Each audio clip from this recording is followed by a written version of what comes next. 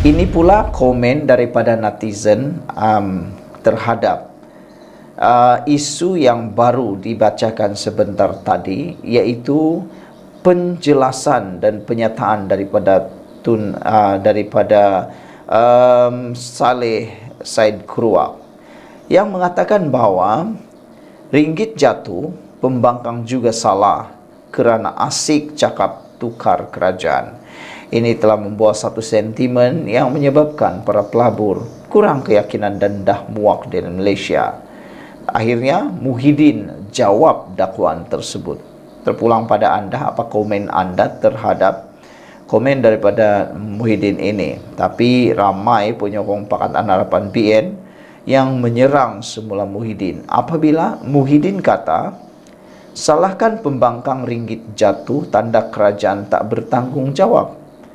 Siapa kata kerajaan tak bertanggungjawab, kata netizen. Cuma mereka minta supaya pakatan daripada pembangkang berhentilah mencerita naratif kononnya nak jatuhkan kerajaan, kerana betul itu menunjukkan ketidakstabilan politik Malaysia, dan dengan tiadanya kestabilan politik Malaysia ini, maka Malaysia berada dalam keadaan yang paling teruk dan bermasalah besar.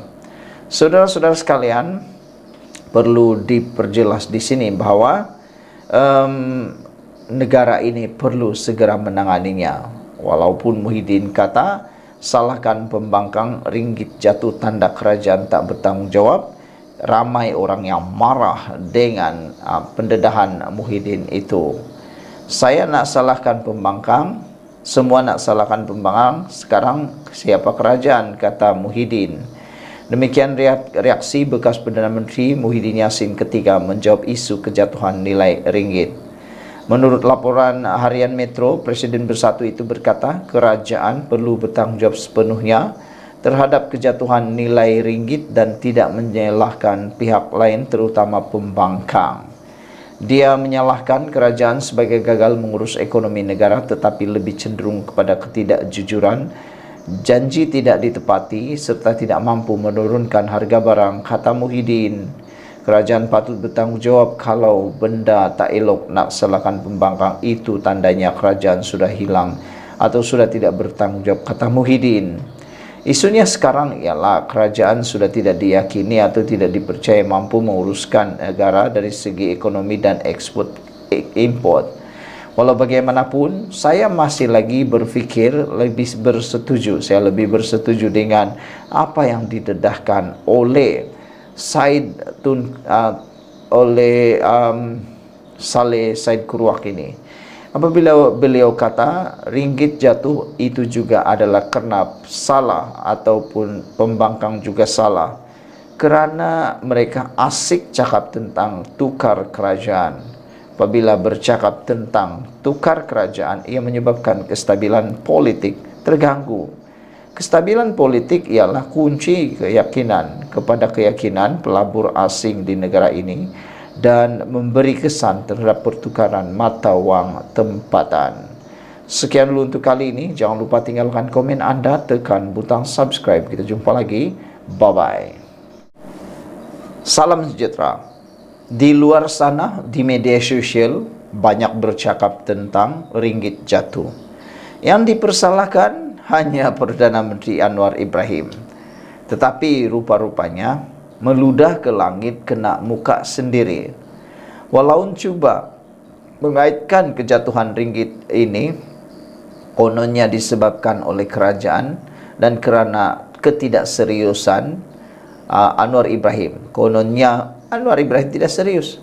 Tetapi sebenarnya yang berlaku, saudara, betapa seriusnya Anwar Ibrahim mau memastikan masalah keringgit yang jatuh ini, sehingga dia telah berfikir dan mendapat pelbagai cara untuk menanganinya. Jauh berbeza berbanding kerajaan sebelum ini yang hanya pandai bising pada waktu ini, tetapi pada waktu mereka memerintah, mereka langsung tidak punya plan. Plan A, plan B, plan C, plan D, plan sampai plan F tiada. Sepatutnya pemimpin mereka perlu mempunyai pelan-pelan yang tersebut. Anwar Ibrahim telah membuktikannya bahawa kerajaan sekarang sibuk untuk mahu memperbaiki keadaan. Dan hari ini, satu lagi pendedahan yang menarik kita semua, ada kebenaran dan logiknya, ialah ringgit jatuh juga disebabkan kerana pembangkang asik bercakap tentang tukar kerajaan. Ringgit jatuh, antara penyebabnya pembangkang juga salah, asik cakap tukar kerajaan. Pembangkang juga patut dipersalah susulan kejatuhan nilai ringgit dan keadaan ekonomi semasa. Kata Saleh Said Keruak, bekas Menteri UMNO itu berkata, pembangkang terus bercakap tentang agenda menjatuhkan kerajaan, menyebabkan keyakinan pelabur terjejas, kata beliau. Kestabilan politik ialah kunci kepada negara, kepada keyakinan pelabur asing di negara ini, dan memberi kesan terhadap pertukaran mata wang tempatan. Jika pemimpin asik bercakap tentang hak hasrat mereka untuk menjatuhkan atau menukar kerajaan kepada media asing, ia tentunya memberikan gambaran negatif kepada negara ini yang akan menjelaskan keyakinan pelabur asing dan menghindar pelaburan asing ke negara ini, kata Saleh lagi.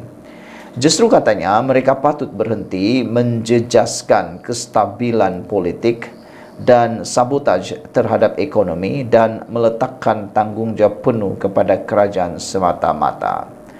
Terdahulu hari ini, Perdana Menteri Anwar Ibrahim berkata kejatuhan nilai ringgit tidak menjejaskan keyakinan pelabur. Katanya Malaysia mencatat rekod pelaburan terbesar dalam sejarah dengan kadar inflasi menurun dan pengangguran berkurangan. Pertumbuhan ekonomi pula, berkatanya Anwar Ibrahim kata, berdaya tahan sama seperti negara jiran. Pengerusi Perikatan Nasional PN Muhyiddin Yassin pada awal bulan ini berkata, kerajaan seperti acuh tak acuh dalam menangani ekonomi negara. Tapi rupa-rupanya Anwar Ibrahim sudah pun melakukan yang hampir perfect. Kata Kotaro Minami, hanya pandai saling tuding jari. Orang selalu dituding jari, dia lupa bahawa 4 jari lagi menghadap pada diri sendiri. Yang kata Kotaro, hanya pandai saling atau silang tuding jari. Yang jadi mangsa rakyat marhain. Cukai SST 8% bukan main anak laksana di kala ekonomi begitu teruk. Greket 7773 kata bukan saja patut dipersalahkan, tetapi memang pun kejatuhan ringgit Malaysia adalah angkara jahat PN menjanamkan ekonomi negara dengan perancangan nak jatuhkan kerajaan sehingga pelabur pun dah meluat dengan Malaysia.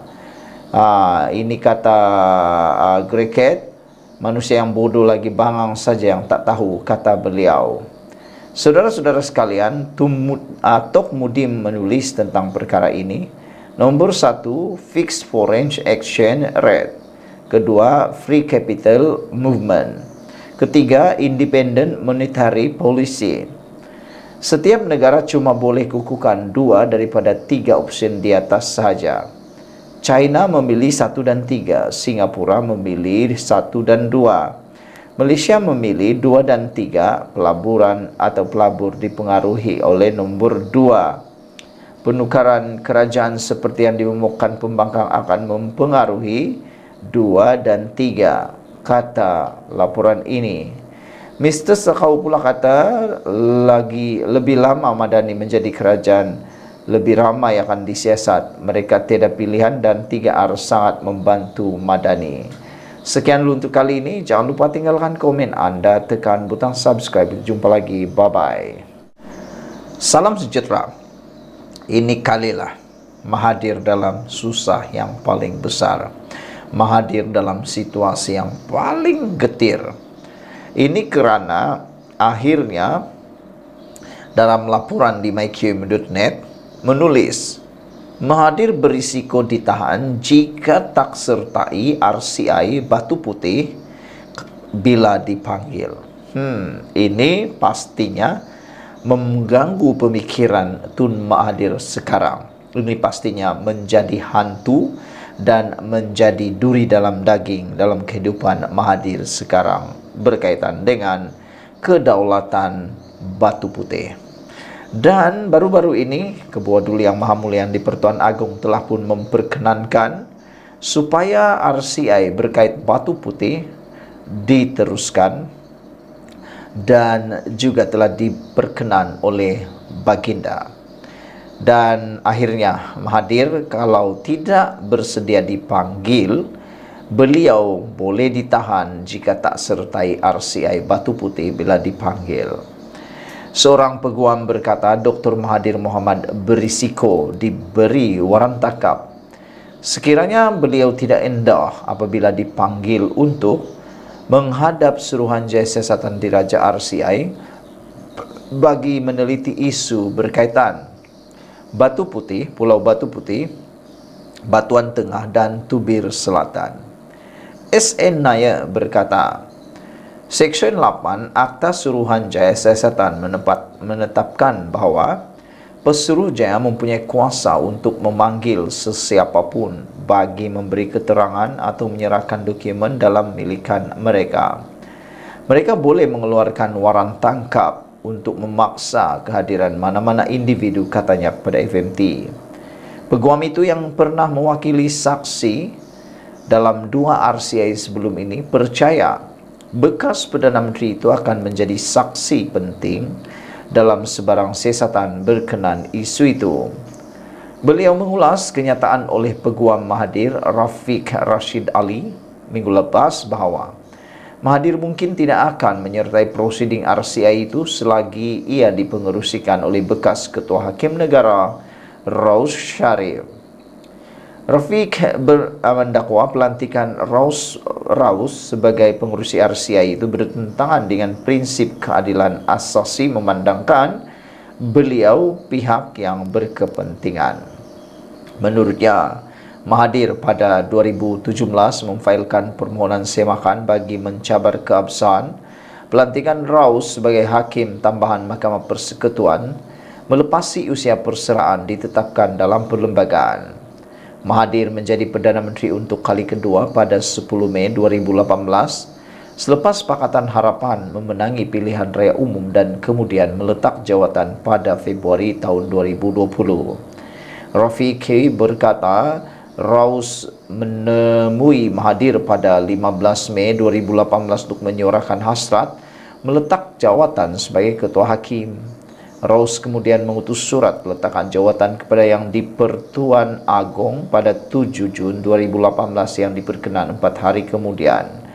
Rafiq berkata umum mengetahui RCI dibentuk bagi menyiasat keputusan pentadbiran Mahathir pada 31 Mei 2018 untuk menarik balik 2 permohonan memohon Mahkamah Keadilan Antarabangsa ICJ menyemak keputusannya 10 tahun lalu. Sementara itu, Peguam Sri Murugan berkata beliau percaya Mahathir akan dipanggil memberi keterangan walaupun kerajaan belum mendedahkan terma rujukan khusus RCI berkenaan. Mahathir dan jemaah menterinya memutuskan pada 2018 untuk menarik balik permohonan untuk menterbalikkan keputusan ICJ menganugerahkan kuasa undang-undang ke atas Pulau Batu Putih kepada Singapura, katanya. Dalam pembelaannya terhadap saman sivil difailkan Hatta Sanuri berhubung penarikan balik itu, Putrajaya berkata yang membuat keputusan berbuat demikian selepas mengambil kira pandangan perunding undang-undang asing berhubung perkara berkenaan. Dengan tajuk yang cukup panas dan cukup mencuit hati kita ini ialah apabila Mahathir berisiko ditahan jika tak sertai RCI Batu Putih bila dipanggil. Sekian untuk kali ini. Jangan lupa tinggalkan komen anda, tekan butang subscribe. Kita jumpa lagi. Bye-bye.